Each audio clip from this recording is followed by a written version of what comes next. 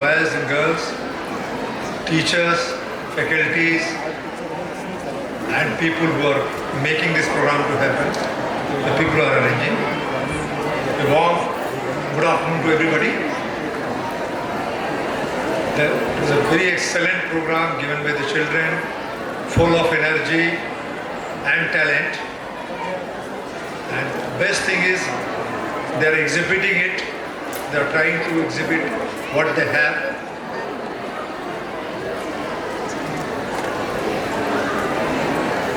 Now we are in the December and I think the senior boys are there. So a lot will be under pressure for their pre-board exams, coming next level entrance exams, because for every place they have to appear for exams and exams and exams and competition. As I was telling yesterday also, though life is full of competition, but take it as a sports. Winning and losing is always part of the game. So my congratulations all those who scored and got the trophies, but same time my best wishes for the people or all the students who could not make this time, but I am fully confident that they will make somewhere here or there in their life and go to the newer and newer heights. Though there is a race of marks, but my request to all parents and teachers also, that they must provide education along with the learning. मुझे बचपन में याद है जब मैं UP board के school में पढ़ता था तो एक शिक्षक ने कहा था, भाई जितना पढ़ना उतना समझ के पढ़ना, रट के मत पढ़ना, क्योंकि रटी वाली विद्या जब आवश्यकता पड़ेगी तो भूल जाएगी. So learning is what we internalize and you need not write it again and again. तो एजुकेशन के साथ, किताबों के साथ हमारी शिक्षा पद्धति में लर्निंग या ज्ञान को भी ध्यान दें. आजकल फेसबुक, व्हाट्सएप, आंसर.com, इसकी वजह से क्रिएटिविटी और लर्निंग का कर्व नीचे जा रहा है. जनरल परसेप्शन है, इसमें सच्चाई भी है. तो मैं चाहूँगा कि हमारे स्कूल में अभिभावक और स्कूल का स्टाफ क्रिएटिविटी को कायम रखें, लेफ्ट ब्रेन के साथ राइट ब्रेन एक्टिविटीज़ भी कराएं और साथ ही साथ शिक्षा के साथ संस्कार भी दें. जैसे जैसे हमारी उम्र बढ़ती जाती है, आप देखेंगे छोटा बच्चा 2-3 साल का है तो वो चाय का कप पकड़ने में नहीं डरता कि उसको मालूम नहीं कि हाथ जल जाएगा. लेकिन जैसे जैसे बच्चे बढ़ते जाते हैं, हम उनके सवालों पे पहले बोलते हैं, भाई क्या पूछ रहे हो, चुप रहो, पढ़ाई करो, पूछो मत.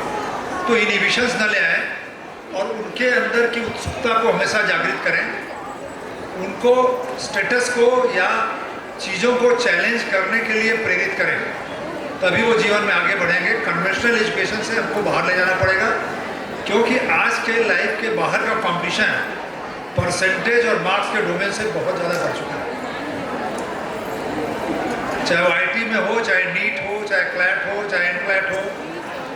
और दूसरा, अभी मैं बात कर रहा था प्रिंसिपल साहब से और डीन से कि हम कैरियर काउंसलिंग से बच्चों को वाइड अपर्चर दें कि वो इंजीनियरिंग, मेडिकल या 2-3 डोमेन के अलावा बाकी एरियाज़ में भी अपना ध्यान दें.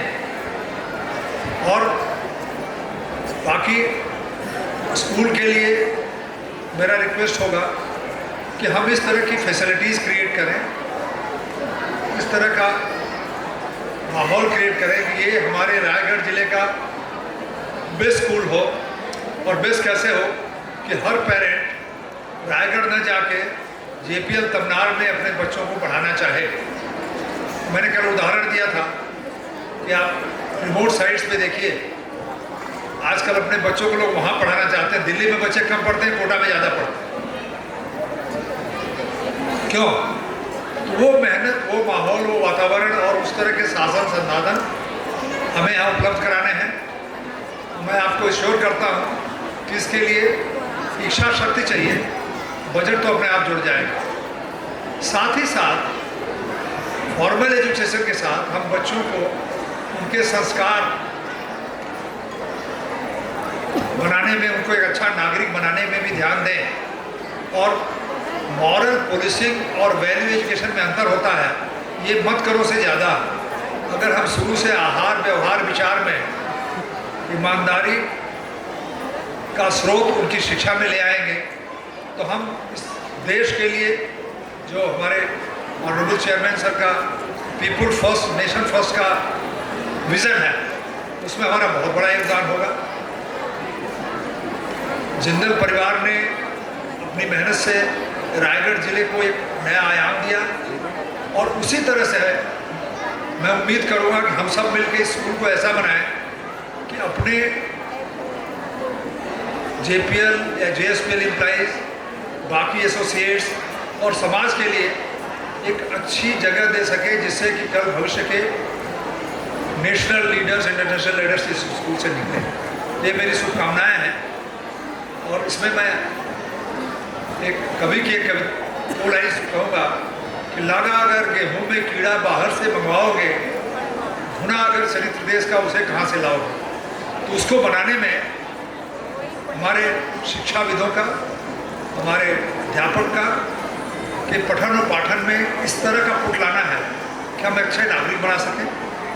और पेरेंट्स से ये निवेदन होगा कि बच्चों को परसेंटेज प्रेशर से रिलीज़ करके क्रिएटिव और एंजॉयमेंट पे फेज में ले आएँ।